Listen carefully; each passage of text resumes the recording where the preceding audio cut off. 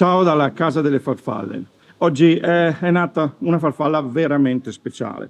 Pensate, si pensa che ne nasca solo una su 10.000 così. È una farfalla che ha un'aberrazione. È nata metà maschio e metà femmina. Questo esemplare, nato questa mattina, appartiene alla specie Papilio dardanus, proviene dall'Africa orientale. Hanno una particolarità: le femmine sono molto diverse dal maschio. Qui potete vedere che predomina la livrea del maschio, giallo chiaro con le code, ma come potete notare, nella parte più chiara vedete queste screziature arancioni che sono tipiche della livrea della femmina. I ginandromorfi sono molto noti ai collezionisti, sono molto ricercati proprio perché per la loro rarità. Pensate che alcuni esemplari possono costare a decine di migliaia di euro. È la prima volta che nasce un ginandromorfo del Papilio dardanus qua a Bordano, e devo dire che è una giornata sicuramente speciale per tutti noi.